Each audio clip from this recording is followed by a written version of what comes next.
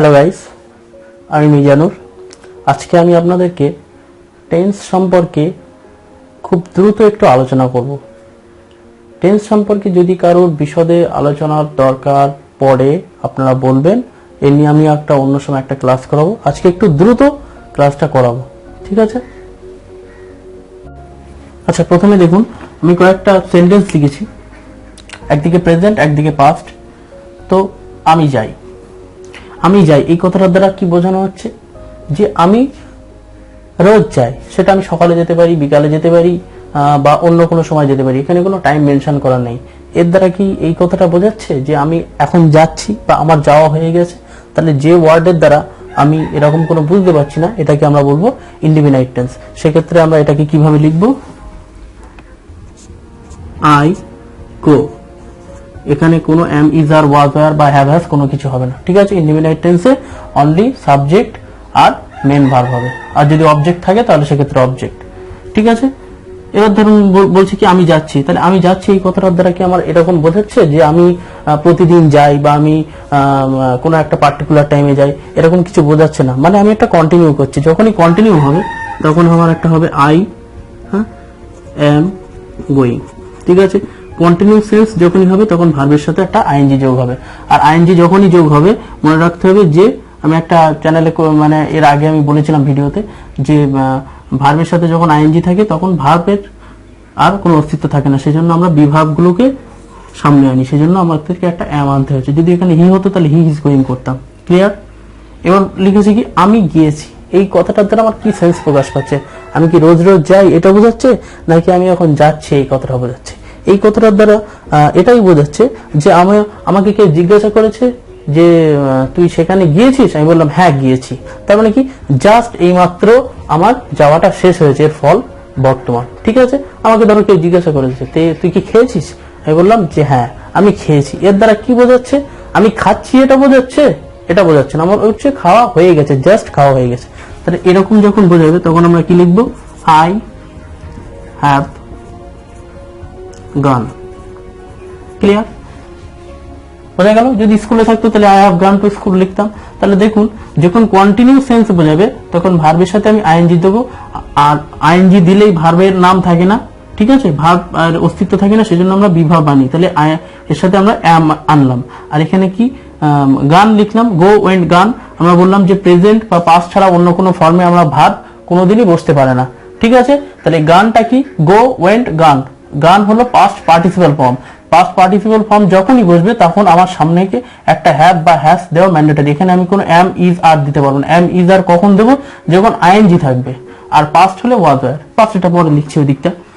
এবার আমি 1 ঘন্টা ধরে যাচ্ছি। দেখুন এইটার মধ্যে কিন্তু একটা সামঞ্জস্য আছে, একই রকম মনে হচ্ছে। যদি আমি এটাকে 1 ঘন্টা কথাটা না বলতাম তাহলে এইটা আর এটা একই হয়ে যেত। তাহলে সেক্ষেত্রে আমরা কি লিখবো? তাহলে আমি 1 ঘন্টা ধরে যাচ্ছি, এটাকে কিভাবে বলবো? I have been going for 1 hour। দেখুন এটাকে দেখতে অনেকটা প্রেজেন্ট কন্টিনিউয়াস সেন্সের মতোই দেখাচ্ছে। যদি এটাকে আমি বলতাম আমি যাচ্ছি, তাহলে আমি লিখতাম আই অ্যাম গোয়িং। কিন্তু যখনই এটাকে আমি ব্যাপক সময় ধরে বলছি, যখন টাইম মেনশন করে দিচ্ছি, তখন আমাকে একটা অবশ্যই হ্যাভ বিনটা ম্যান্ডেটরি লাগছে। এবারে আমি ফর কেন দিয়েছি? ফর হবে তখনই যখন পয়েন্ট অফ টাইম বলবে তখন আমরা ফর দেব, ঠিক আছে? যদি এটাকে এইভাবে বলতো যে আমি মঙ্গলবার থেকে পড়ছি, মঙ্গলবার থেকে পড়ছি। দেখুন মঙ্গলবারের ঠিক এক্স্যাক্টলি কোন সময়টা সেটা কিন্তু মেনশন করা নেই। মঙ্গলবার সেটা সকাল হতে পারে, দুপুর হতে পারে, বিকেল হতে পারে বা রাত্রে হতে পারে, যে কোনো সময় হতে পারে, ঠিক আছে? তো সেই ক্ষেত্রে আমরা কি করব? সেখানে আমরা লিখব একই রকম আই হ্যাভ বিন রিডিং। সেখানে আর ফর হবে না, সেখানে হবে সিন্স। যেহেতু পয়েন্ট অফ টাইম মেনশন করা নেই, পিরিয়ড অফ টাইম মেনশন করা আছে, সেজন্য হবে এটা সিন্স মন্ডে। ঠিক একদম একইভাবে যখন পাস্টে আমরা লিখছি তখন আমরা কি লিখবো? আই লিখলাম। গো এর পাস্ট ফর্ম কি? ওয়েন্ট। আই ওয়েন্ট, ঠিক আছে? আমি খেয়েছিলাম, এই ওয়ার্ডটার দ্বারা কি এটা বোঝাচ্ছে যে আমি খাচ্ছিলাম? ঠিক আছে, এরকম কি বোঝাচ্ছে? এরকম বোঝাচ্ছে না। তাহলে আমি জাস্ট লিখে দেবো ঠিক এটাকে যেভাবে লিখেছি ঠিক এটাকে সেইভাবে। এখানে কোনো ওয়াজ, কোনো ওয়্যার, কোনো হ্যাড, কোনো হ্যাভ কিছুই হবে না। ঠিক আছে, যখন এই সেন্স বোঝাবে। যখন আমি বললাম আমি খাচ্ছিলাম, এই কথার দ্বারা কি বোঝাচ্ছে? আমি খাচ্ছিলাম এটার দ্বারা, তার মানে কি আমাকে কেউ জিজ্ঞেস করেছে, ধরুন মনে করুন যে তুই বিকেলের সময়টায় কি করছিলিস, আমি তখন বললাম আমি খাচ্ছিলাম। তাহলে এই কথাটার দ্বারা কি আমার মনে হয়েছে আমি বলেছি যে আমি খেয়েছিলাম? যদি বলতো তুই বিকালের সময়টা কি করছিলিস, আমি তখন বললাম ওই যে সময়টার কথা বলছিস সেই সময় আমি খাচ্ছিলাম। অর্থাৎ আমার একটা কন্টিনিউয়াস একটা সেন্স চলে আসছে, মানে চলছিল এরকম একটা সেন্স। তাহলে সেক্ষেত্রে আমি কি লিখবো? I was eating. ক্লিয়ার? কারণ আমি বললাম এই যে ইটের সাথে আইএনজি দিলাম, ভার্ব হলো না বলে একটা ওয়াজ বা ওয়্যার চলে আসলো। ঠিক আছে, ঠিক আছে। একইভাবে আমরা পাস্টের ক্ষেত্রে লিখবো আই হ্যাড বিন, এখানে পাস্টে হবে হ্যাড বিন। ঠিক আছে, had been going for 1 hour. Clear? আর যদি একটা পিরিয়ড অফ টাইম থাকে সেক্ষেত্রে আমরা সিন্স দেব। এটা হয়ে গেল। এবার দেখুন আমি দুটো সেন্টেন্স লিখেছি, আমি ভাত খেয়েছিলাম। তাহলে এটাকে আমি কিভাবে লিখবো? আমি ভাত খেয়েছিলাম কথাটার দ্বারা তোমার হচ্ছে খেয়েছিলাম পাস্ট সেন্স বোঝাচ্ছে। তাহলে আমাকে অবশ্যই খাওয়া ইংরেজি হলো ইট, এর পাস্ট ফর্ম এট বসাতে হবে। এবার দেখবো যে খেয়েছিলাম কথাটার দ্বারা কি আমার এই সেন্সটা বোঝাচ্ছে যে আমি ভাতটা খাচ্ছিলাম। যদি হতো তাহলে আমি লিখতাম কি আই ওয়াজ ইটিং। ঠিক আছে, কিন্তু যেহেতু সেরকম কোনো সেন্স বোঝাচ্ছে না, তাহলে আমি ডিরেক্ট লিখে দেবো আই এট রাইস। ক্লিয়ার? এবারে দেখুন পাস্ট এই যে এটাকে লিখলাম, মনে করুন আমি তার আসার আগে আমি ভাত খেয়েছিলাম। ঠিক আছে, তাহলে এটাকে আমি কিভাবে লিখবো? আমার মনে হতে পারে যে আমি ভাত খেয়েছিলাম, তাহলে এটা কি হবে?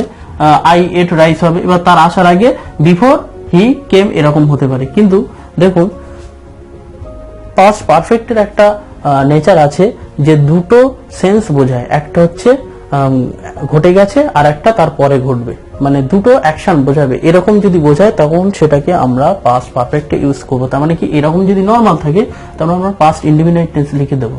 কিন্তু যদি আমার দুটো সেন্স বোঝায় সেক্ষেত্রে আমরা পাস্ট পারফেক্টে লিখবো। মানে এটাকে আমি লিখতে হবে আমি খেয়েছিলাম, এটাকে লিখতে হবে আই। ঠিক আছে, আমার ভাত খাওয়া শেষ হয়ে গেছে, তাহলে আমি বললাম যখন শেষ হয়ে যাবে এরকম সেন্স বোঝালেই আমাকে থার্ড ফর্মে লিখতে হবে। তাহলে ইটেন, যেহেতু পাস্ট ফর্ম তাহলে হ্যাড ইটেন হবে। ক্লিয়ার? প্রেজেন্টে যদি লিখতাম আমি ভাত খেয়েছি, তাহলে খাওয়া শেষ হয়ে গেছে, তাহলে আই হ্যাভ ইটেন লিখতাম। যেহেতু খেয়েছিলাম শেষ হয়ে গেছে, তাহলে আই হ্যাড ইটেন লিখলাম। এবার কি এইটা আগে ঘটে গেছে সেজন্য এটাকে পাস্ট পারফেক্টে লিখবো, আর যেটা তারপরে ঘটেছে কোনটা? তার আসার আগে, বিফোর হি কেম। ক্লিয়ার? তাহলে আমাকে যদি পাস্ট পারফেক্টের উদাহরণ দেয় আমি লিখতে পারবো না আই হ্যাড ইটেন, আমি ভাত খেয়েছিলাম, অতীতের অতীত। কিন্তু না, আমার তার সঙ্গেও আমাকে একটা সেন্স বোঝাতে হবে, অ্যাকশন আর একটা অ্যাকশন ঘটছে এরকম, সে যেটাকে আমাকে প্রেজেন্ট ইনডিফিনাইট টেন্সে লিখতে হবে। অর্থাৎ দুটো অ্যাকশন পাস্টে থাকবে, প্রথমটা যেটা ঘটে গেছে সেটা পাস্ট পারফেক্টে লিখবো, আর দ্বিতীয়টা যেটা তারপরে ঘটেছে সেটা পাস্ট ইনডিফিনাইট টেন্সে লিখবো। ঠিক আছে, এটা হলো আমার পাস্ট পারফেক্ট টেন্স। ক্লিয়ার? এবার দেখুন আমি দুটো সেন্টেন্স লিখেছি, একটা হলো আমি গল্প লিখেছি আর আমি গল্প লিখেছিলাম। দেখুন দুটো সেন্টেন্স দ্বারাই আমার এই সেন্স বোঝাচ্ছে যে আমার গল্প লেখাটা কমপ্লিট। ঠিক আছে, তাহলে আমি যেহেতু এটা প্রেজেন্ট টেন্সে আমি গল্প লিখেছি মানে জাস্ট শেষ হয়েছে, সেই জন্য আমি কি লিখবো? যখন শেষ হয়ে যাবে অটোমেটিক্যালি ভার্বের থার্ড ফর্ম হবে, এটা যেন মাথায় থাকে, শেষ হয়ে গেলেই থার্ড ফর্ম। আর যখন কন্টিনিউয়াস সেন্সে হবে তখন আইএনজি। আর এই দুটোর কোনোটাই যদি না হয় তাহলে একদম ভার্ব সিঙ্গেল বসবে। তাহলে আমি গল্প লিখেছি মানে শেষ হয়ে গেছে, তাহলে আমি I have written the story. আমি একটি গল্প লিখেছি, আমি একটি করে দিন এখানে একটা, বা সেই গল্প লিখেছে, সে একটি গল্প লিখেছে, বারবার আমি আই দিয়ে করছি, এটাকে সে করুন। তাহলে সে যখন হলো তাহলে হবে হি, এখানে চলে আসবে হ্যাজ। ক্লিয়ার?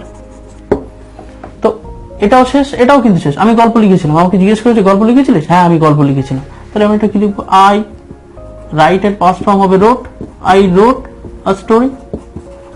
এবার এখানে একটা প্রশ্ন মনে রাখবেন, পাস্ট ইনডিফিনাইট টেন্সের সাথে পাস্ট পারফেক্টের আমি আগেই বলেছি যে দুটো অ্যাকশনই কিন্তু শেষ, কিন্তু পাস্ট পারফেক্ট যখনই আমি লিখবো এর সঙ্গে একটা কি দুটো অ্যাকশন আনতে হবে। তাহলে এটাকেই আমি যদি পাস্ট পারফেক্ট লিখতে যাই তাহলে এখানে আর একটা লেজর জুড়ে দিতে হবে। কিরকম? আই হ্যাড গুলি গুলি, তাহলে লিপস ওয়্যার মুভিং হবে। ক্লিয়ার? এইবারে যদি আমি এটাকে পাতা নড় ছিল মানে কন্টিনিউ করছিল, যদি বললাম পাতা নড়ে ছিল, তাহলে কি হবে? তাহলে একদম একই হবে, লিফ মুভড, পাস্ট ফর্মে হবে। ক্লিয়ার? এবার এটাকে যদি মনে হয় যে পাস্ট পারফেক্টে লিখবো, তাহলে এখানে একটা পাস্টের আরেকটা অ্যাকশন আসবে কি, বৃষ্টি আসার আগেই, বৃষ্টি শুরু হওয়ার আগেই পাতা নড়ছিল, তাহলে আমি তখন কি লিখতাম, leave had moved before rain started. Clear? এবারে আরেকটা জিনিস বলি, সেটা হলো, এবার দেখুন আমি কয়েকটা সেন্টেন্স লিখেছি, আমি যদি জানতাম তাহলে এটা করতাম না। আমরা অনেক সময় বলে থাকি না যে তুই যদি আগে থেকে এটা আমাকে বলতিস তাহলে আমি এই সিদ্ধান্তটা নিতাম না। তো এরকম যখন হবে তখন আমাদের দুটো অ্যাকশন, একটা হচ্ছে যদি জানতাম আর এটা করতাম না, তাহলে যেটা আগে ঘটে যাবে সেটাকে আমরা পাস্ট পারফেক্ট টেন্সে লিখবো, আর পরেরটাকে আমরা কি লিখবো, উড হ্যাভ কথাটা দিয়ে ব্যবহার করবো। দেখুন আমি কি লিখেছি, I had known the matter, if I had known the matter I would have never done it. ঠিক আছে? আর একটা হচ্ছে কি, ঠিক ছিল আমি যাব। ঠিক আছে?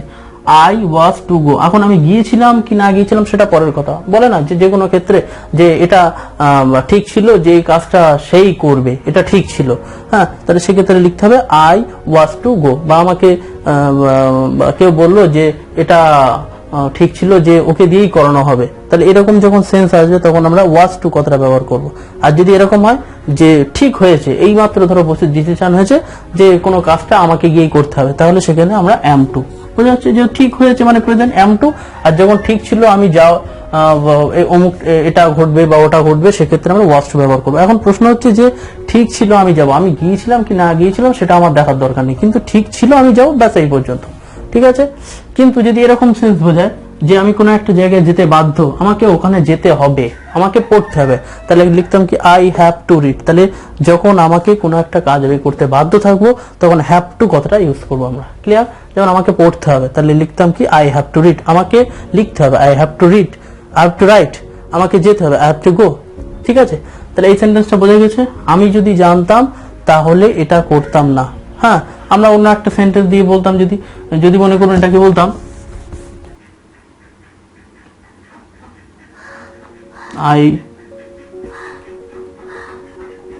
আই উড নেভার হবে, যেহেতু আমি দিতাম না বলেছি। হ্যাঁ, give, I would have given. Clear? তাহলে দেখুন আমি এখানে একদিকে প্রেজেন্ট একদিকে পাস্ট লিখেছি, তাহলে আমরা কি জানলাম, প্রেজেন্ট ইনডিফিনিট টেন্সের ক্ষেত্রে কি হবে, কোনো অ্যামিজার হবে না, কোনো হ্যাভ হ্যাজ হবে না, কিছু হবে না, অনলি সাবজেক্ট থাকবে, তার সাথে একটা ভার্ব থাকবে, আর অবজেক্ট বা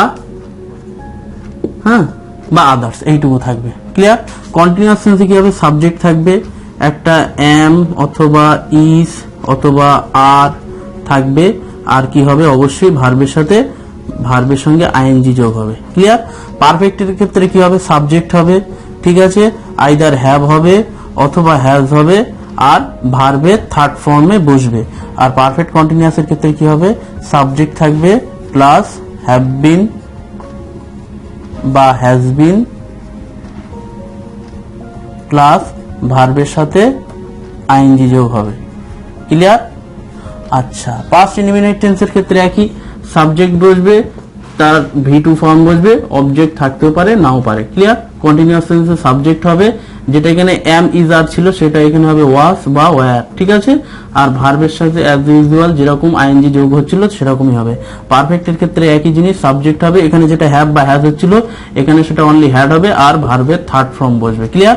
আর পারফেক্ট কন্টিনিউয়াস টেন্সের ক্ষেত্রে কি হবে, সাবজেক্ট থাকলো, যেটা এখানে হ্যাজ বিন বা হ্যাভ বিন ছিল, পাস্টের ক্ষেত্রে সেখানে হবে হ্যাড বিন। ঠিক আছে? আর ভার্বের সাথে আইএনজি যোগ হবে। ক্লিয়ার? এই দেখুন ফিউচার টেন্সের ক্ষেত্রে আমি ইনডিফিনাইট আর কন্টিনিউয়াস টেন্স সম্পর্কে একটু বলছি। ইনডিফিনাইট টেন্স মানে কিরকম, ফিউচার ইনডিফিনাইট, মনে করুন আমি বললাম আমি যাব, তাহলে কি হবে, আই শ্যাল গো। ক্লিয়ার? আমি খাবো, তাহলে কি হবে, আই শ্যাল ইট। ঠিক আছে? সে স্কুলে যাবে, তাহলে he will go. To school, এরকম টাইপের। আর এখানে যদি কন্টিনিউয়াস সেন্সে বলি, যে কন্টিনিউয়াস মানে কিরকম, যে আমি স্কুলে যেতে থাকবো, এরকম একটা সেন্স বোঝাবে, বা আমি খেতে থাকবো, বা আমি স্কুলে যেতে থাকবো, সেগুলো আমরা ফিউচার কন্টিনিউয়াস সেন্সে বলবো। তাহলে আমি স্কুলে যেতে থাকবো, একটুখানি বলি, আমি স্কুলে যেতে থাকবো, এটাকে আমরা কিভাবে বলবো? তাহলে বলবো I shall be going to school. ঠিক আছে, আমি ভাত খেতে থাকবো, তাহলে I shall be eating rice. ঠিক আছে, সে পড়তে থাকবে, তাহলে হি উইল বি রিডিং, এরকম ভাবে। এবারে ফিউচার পারফেক্ট আর ফিউচার পারফেক্ট কন্টিনিউয়াস টেন্সের সেরকম আমাদের প্রয়োগ নেই। তবুও এই সম্পর্কে যদি আপনাদের কোনো জানার আগ্রহ থাকে, তাহলে আমাদেরকে অবশ্যই কমেন্ট করে জানাবেন, আমরা পরের ভিডিওতে অবশ্যই এই বিষয়ে জানাবো। তো টেন্স সম্পর্কে এটুকুই আমার মোটামুটি একটা ধারণা দিয়ে দিলাম, একটু তাড়াতাড়ি করে বলে দিলাম বিষয়টা। যদি কারোর কোনো কোয়ারিজ থাকে অবশ্যই আমাদেরকে জানাবেন। এই ভিডিওটা যদি কারো আপনাদের উপকারে লাগে অবশ্যই আপনারা শেয়ার করবেন। আর অবশ্যই যারা এখনো পর্যন্ত আমাদের চ্যানেলটা সাবস্ক্রাইব করেননি, সাবস্ক্রাইব করে নেবেন। আর কি করবেন, লাইক এবং কমেন্ট করে আমাদেরকে জানাবেন। ধন্যবাদ।